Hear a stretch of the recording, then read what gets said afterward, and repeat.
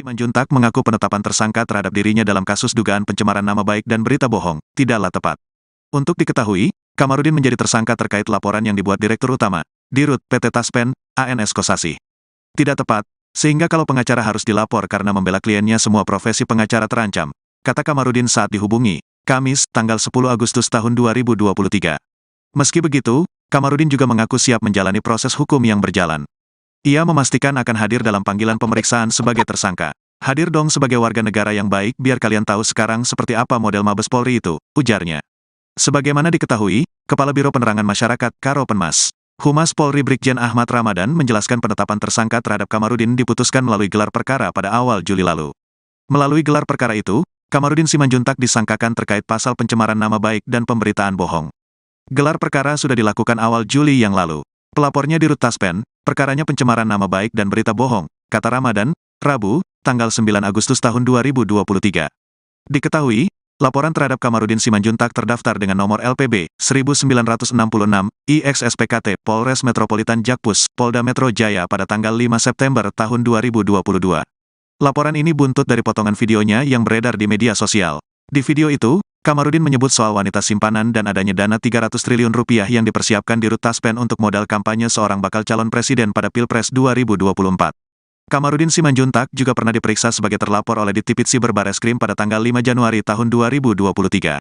Saat itu, Kamarudin menjelaskan bahwa pernyataan di video disampaikannya ketika sedang menjadi advokat dari Rina Laowi yang merupakan istri dari Dirut Taspen. Bahkan, Kamarudin Simanjuntak juga membawa sejumlah barang bukti untuk menguatkan pernyataannya itu. Salah satu barang bukti yang dibawa adalah hard disk yang berisi ribuan video asusila yang diduga dilakukan oleh Dirut Taspen dan sejumlah wanita yang bukan istrinya. Menurut Kamarudin, perihal dugaan tindakan asusila itu juga telah dilaporkan melalui surat ke Presiden RI, Wakil Presiden RI, Menko Polhukam, Komisi 3, serta Kapolri dan Wakapolri. Dalam surat, kata Kamarudin, ada kurang lebih 6.000 video asusila di dalam handphone atau komputer Dirut Taspen. Nah, ini kita sudah pindah ke hard disk. Ini semuanya isinya video porno, di mana Dirut Taspen ini sebagai pelaku dan wanita-wanita istri lain sebagai turut pelaku. Karena dipanggil oleh Siber Polri hari ini kita resmi serahkan, tadinya ini saya saja yang pegang, kata Kamarudin di Bareskrim, Mabes Polri, Jakarta pada tanggal 5 Januari tahun 2023. Ia juga membawa dan menyerahkan bukti transfer bukti percakapan dari Dirut Taspen ke sejumlah wanita yang bukan istrinya. Kemudian saya juga bawa satu koper bukti berisi transaksi keuangan, di mana Dirut mentransfer uangnya sampai 200 juta rupiah per hari kepada wanita-wanita lain dan keluarganya yang bukan muhrim, ujar Kamarudin Simanjuntak.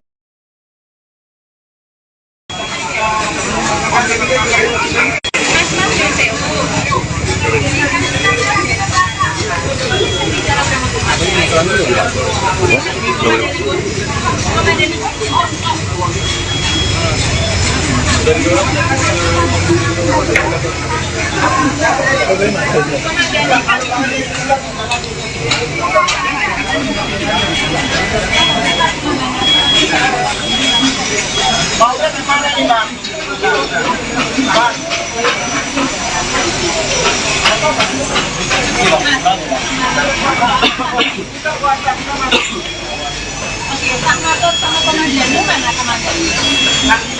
Saya Mator di sama komandannya. Komandannya sendiri.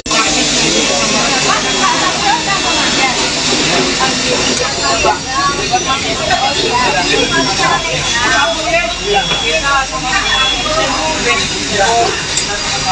Saya tidak bareng Bapak.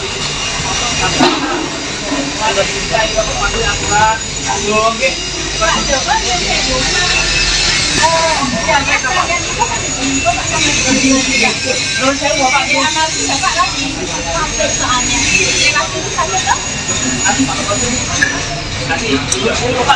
Apakah pertanyaan hari ini dan selamanya tidak bisa orang lewat dari sini? Jadi pertanyaan, kalau memang itu mau ditetapkan, ditegakkan, kami tidak keberatan.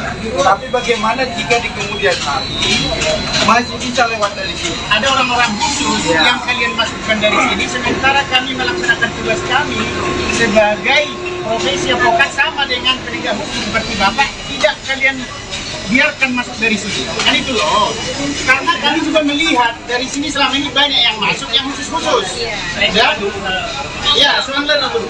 Jadi yakinlah Pak Polisi, kami tidak akan melakukan suatu kerusuhan apapun. Kami hanya melaksanakan tugas kami. Kami mendampingi klien kami ada sekitar 250 advokat yang prihatin terhadap penetapan tersangka dari rekan kami Kamarudin Simanjuntak karena melaksanakan tugas profesi advokat. Jadi itu, ya tidak dimulaikan dan besok itu ditegakkan tetap tidak boleh, itu pertanyaannya betul. Kami kan sudah datang begini. Pak Joko, oke, dan kami masih diarahkan ke sana. Jangan dihambat lagi. Pak, Dede, bantu ya, Dede, ya. Bantu sama ini. Pindah aja ke sana lu.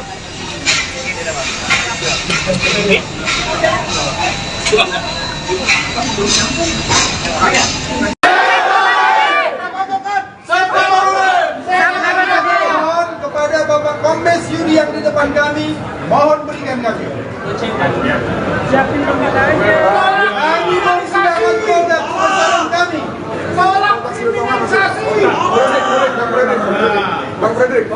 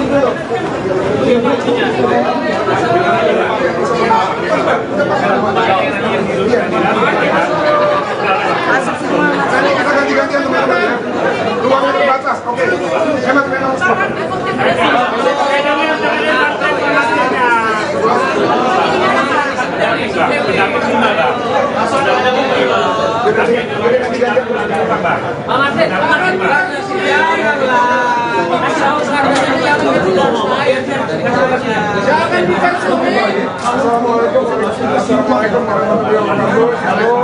Karena keterbatasan, ini kami akan didamping. Kami akan datang dari Bang Palmer. Kita sama-sama ini ketua kita. Jangan dipakai pengacara. Dan ini agendanya beda ini sama Pak Kabaris. Saya tanya Bapak Kabaris masuk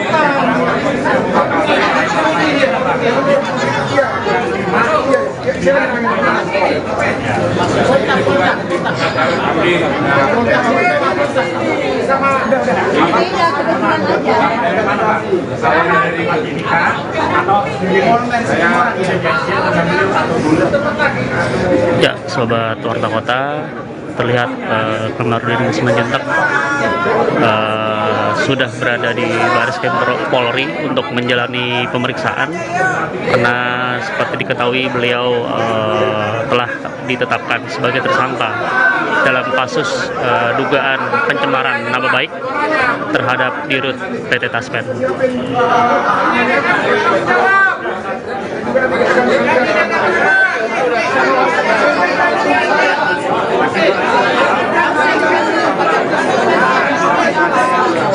Minta tempat aja, Bang.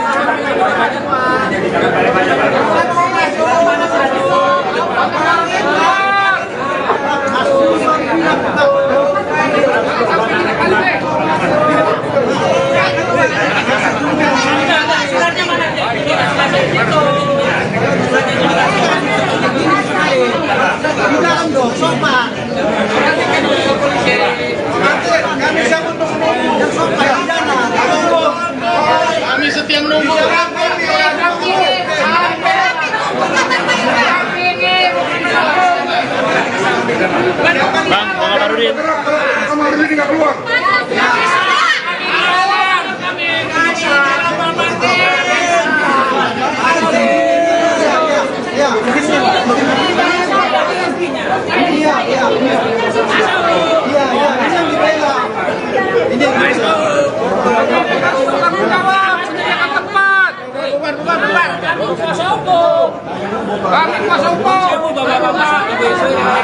Bisa nunggu di luar dengan senang santai sambil nunggu.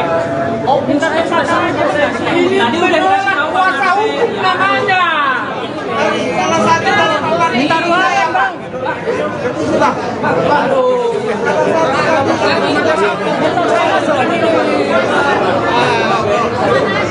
Udah doain kampung.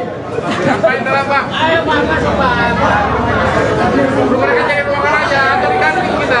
Bapak-bapak, rekan-rekan semua, menurut saya mau bisa menunggu dengan nggak bisa.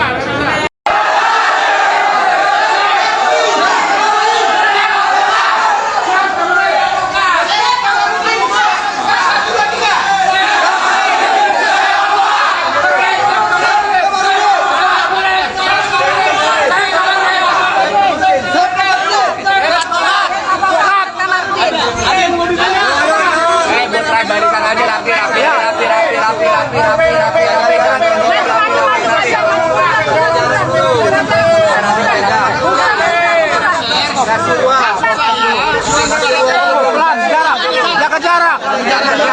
Jangan terlalu dekat. Ya.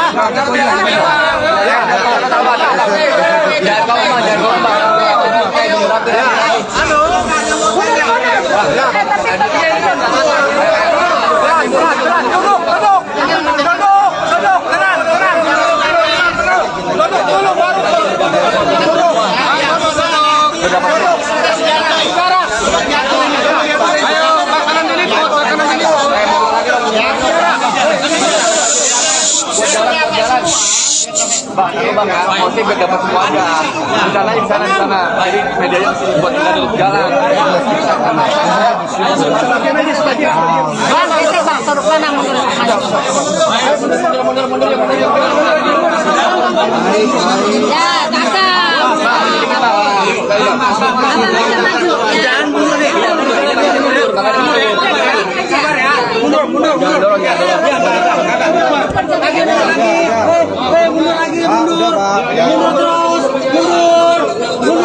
Mundur ya, di jalan ini ya, mundur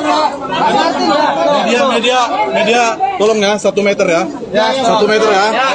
Bikin letter U ya. Ada ya. Ada siap, Bang. Standby semuanya ya. Jangan dorong, ibu maju aja perempuan tuh. Nah. Media perempuan. Maju ya, Bang.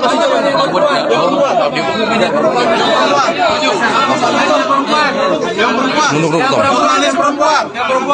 Kita ke belakangnya, Bang. Audio. Iya. Ini kalau nggak teratur nggak dimulai. Ibu di sini. Maaf ya. Kamar dulu maju dikit Pak ya. Siap ya. Nggak dimulai ya. Siap ya. Udah siap semua? Belum, tunggu ya, udah siap. Ayo, siapin Udah siap ya. Mulai, Bang. Yuk, mulai. Udah mulai ya. Jadi, Pak maju dikit biar kamera tahu. Dan teman-teman, saya dan teman-teman diundang atau dipanggil sebagai tersangka ketika menjalankan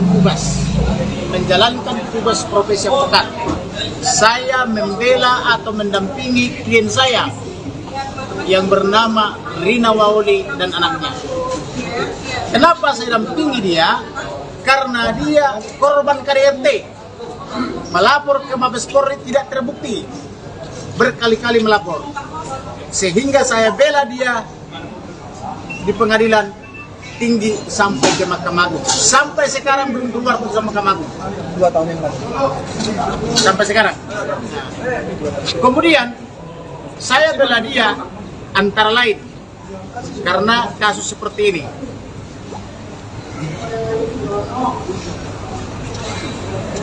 Coba kalian perhatikan. Videokan lagi kembali nih. Ini istrinya. Masih bisa. Belum ada putusan inkrah. Ibu Rina Satu aja ngomong. Putus kalau sudah inkrah. Ini bapak ini kukunya dipoles-poles.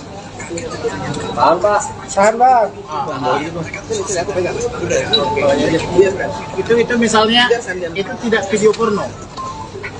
Ini awal. Oke. Kemudian itu ada wawancara. Wawancara Jaya, saya melakukan wawancara.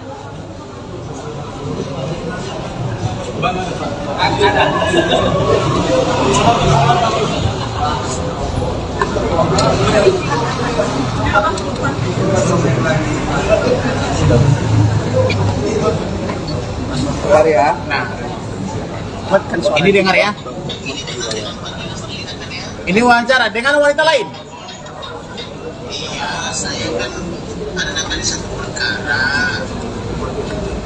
Namanya Lina Marlina. Kalau tadi Teresia Mila Yunita. Teresia Mila Yunita. Kalau ini lain lagi. Apakah kenal dengan beliau?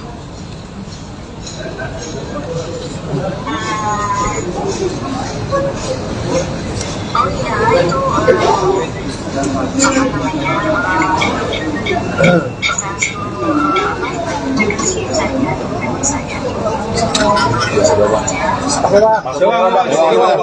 Oke.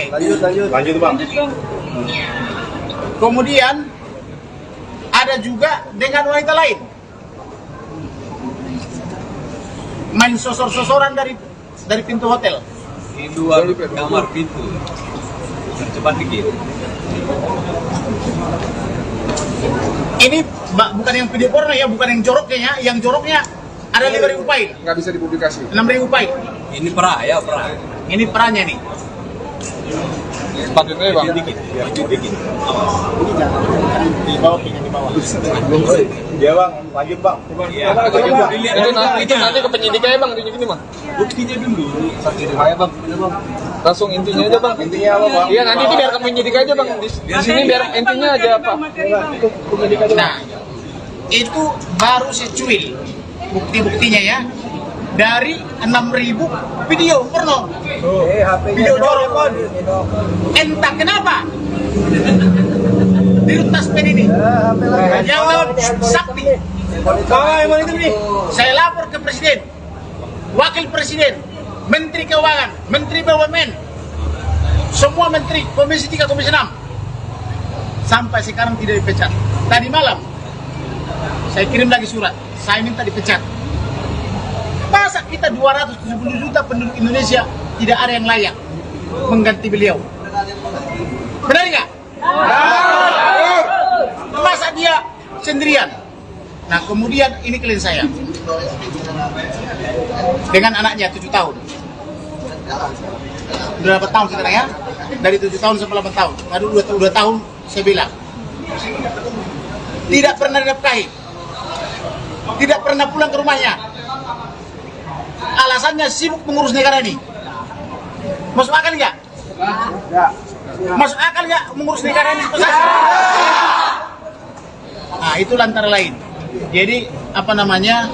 Saya minta pertanggungjawaban daripada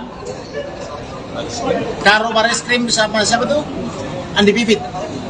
Kenapa dijadikan saya tersangka? Dalam hal membela klien. Dalam hal membela klien.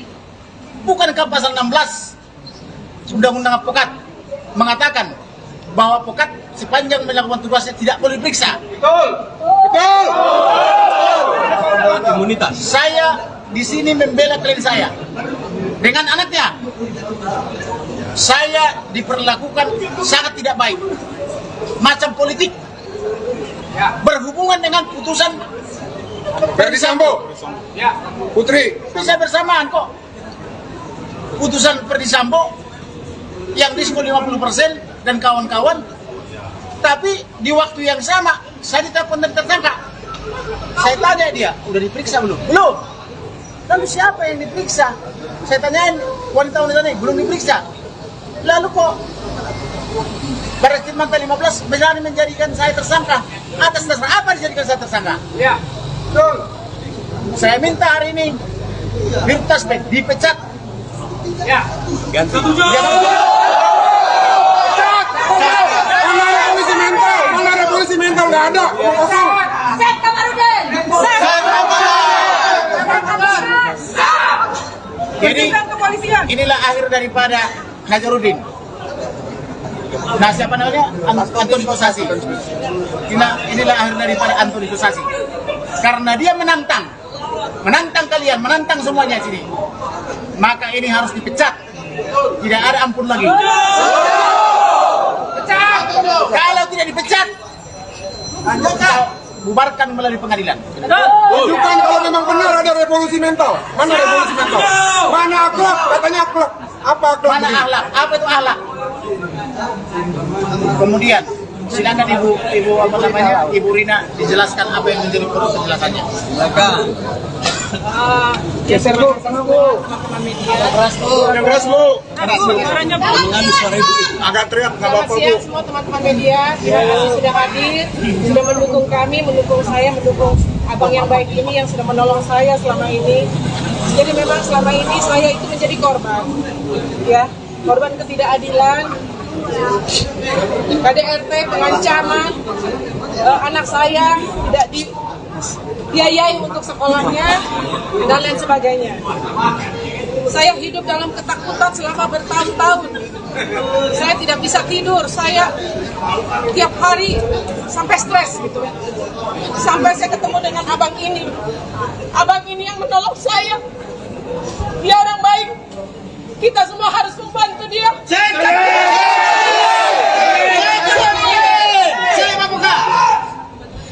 Yang jahat itu suami saya.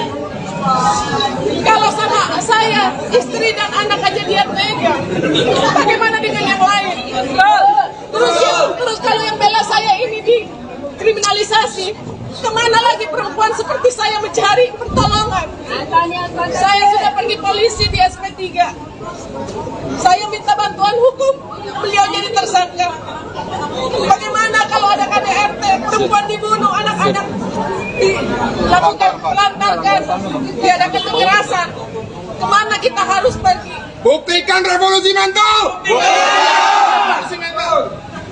Jadi saya mohon untuk seluruh rakyat Indonesia, terutama ibu-ibu, para perempuan yang seperti saya, masa depan kita ada di sini sekarang. Kita harus bangkit, kita harus bersatu hati demi kebaikan anak-anak kita nanti, anak-anak perempuan, supaya di negara ini perempuan dan anak-anak memperoleh hak yang sama secara hukum. Diskriminasi terhadap perempuan tidak bisa didiskriminasi, karena sampai di pengadilan pun, waktu di pengadilan negeri, keputusannya sangat merugikan perempuan dan anak-anak. Oleh karena itu saya tidak terima. Abang ini yang bantu saya pada saat proses banding dan kasasi yang sampai hari ini belum inkrah. Apa yang disampaikan abang itu bukan hoax. Jadi apa yang disampaikan abang itu Semua. adalah semuanya bukti-bukti yang saya berikan kepada beliau untuk keperluan membela saya.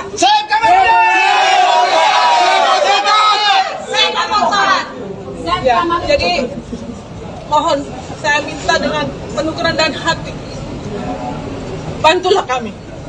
Bantulah para advokat yang baik hati ini, orang-orang baik yang masih ada di negeri ini. Bantulah kami. Demikian, terima kasih. Lagi, banyak visi-visi atau rekaman kontak yang 300 triliun, ancaman-ancaman dan sebagainya. Tolong dibuka sedikit. Ya, jadi beberapa waktu sebelum Pak Dirut itu meninggalkan rumah, saya sering diancam. Saya sering diancam, Pak Kosasi ya, Antoni Kosasi. Saya sering diancam. Meskipun di luar itu tindakannya selalu baik, di hadapan orang-orang saya seperti ratu. Tetapi di belakang saya diintimidasi setiap hari. Saya sampai ketakutan. Itulah kenapa saya sampai harus pergi ke psikolog untuk kesehatan mental saya. Dan alasan itu dipakai oleh dia berbicara kepada hal itu dipakai oleh Pak Antoni Kosasi untuk berbicara di kementerian dan lain sebagainya dan mengatakan bahwa saya punya penyakit mental dan saya ini ada gila. Sehingga saya tidak bisa meminta bantuan. Tapi saya mau tekankan pada siang hari ini saya sehat, saya tidak gila, saya baik-baik saja. Oleh karena itu, karena saya ketakutan, saya mulai merekam apa ancaman-ancaman beliau itu. Karena dia selalu mengancam selain saya, mengancam juga anak saya, keluarga besar saya. Nah, bukti-bukti itu sudah saya berikan semua pada kuasa hukum saya. Apakah Jadi, ibu ada apa namanya draft pernikahan palsu apa nih pernikahan? Ya, waktu itu saya sempat dipaksa untuk mendatangani satu kesepakatan yang katanya adalah perceraian bawah tangan dengan catatan supaya bisa mengamankan sejumlah uang. Yang waktu itu saya tolak. Oke. Apakah ibu dijanjikan uang setelah bercerai? Waktu di voice note itu dia berjanji, tapi sampai hari ini. Jadi ibu Rina ini adalah satu-satunya perempuan yang menolak uang berkoper-koper yang diberikan oleh suaminya, tapi pakai tanda tangan di bawah tangan. Uang itu harus diterima. Itu adalah ada bagiannya di sana. Itu adalah uang yang jauh lebih besar jumlahnya dari gajinya. Dan ini perempuan yang tidak menerima dan tidak mau menerima uang berkoper-koper itu. Apakah uang 200 juta per hari di rumah sakit ada? Ya, itu memang ada, kita temukan catatan perbankan yang membuktikan bahwa pengeluaran Pak Kosasi ini luar biasa di kartu kredit. Berapa rupiah? Ada yang sampai mencapai 200 juta. Oke. Apakah ada di Apurva Hotel 300 juta per hari? Ada menginap di Apurva Bali. Apurva Bali ya. Jadi begitulah kira-kira gambarannya. Siapa ini Antonius Kosasi? Biar dihabisi. Hari ini harus dihabisi dia, harus tamat karirnya. Kalau tidak, Menteri BUMN mencalonkan Wapres. Supaya kalian tahu, dia harus bertanggung jawab tentang ini dan harus diberhentikan. Karena sesuatu selama ini tidak pernah dijawab. Silakan. Sampai sedikit. Koordinator. Martin Simanjuntak, koordinator dari 300 lawyer. Terima kasih teman-teman. Media ini adalah pilar demokrasi. Saya minta media turut serta berpartisipasi supaya apa? Supaya kita bisa membuktikan yang disampaikan oleh Presiden Jokowi, revolusi mental itu benar-benar terjadi. Yang pertama. Yang kedua, saya di sini mewakili suara dari berbagai macam organisasi advokat, organisasi bantuan hukum yaitu PRADI, ada dari PRADI, ada dari AI, ada dari KAI juga, ada dari PPHKI, ada dari PBHI, dan ada dari LBHIS. Dan juga dari Ada Advokat Bersatu.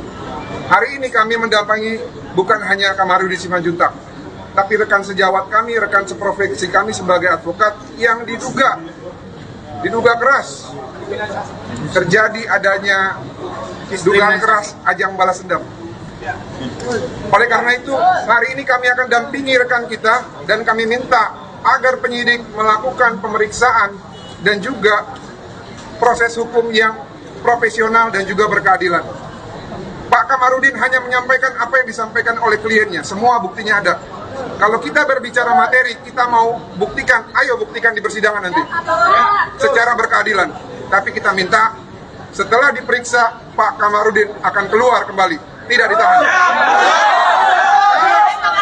Kalau sampai ditahan, menurut kami ini adalah pelecehan terhadap profesi kami yang menjalankan profesi dan tanggung jawabnya secara etikat baik. Kita akan menginap di sini kalau sampai ditahan. Tahan kami juga. Tahan kami juga.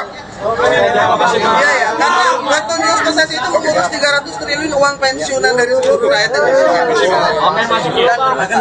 Perlu lagi tambahan ya.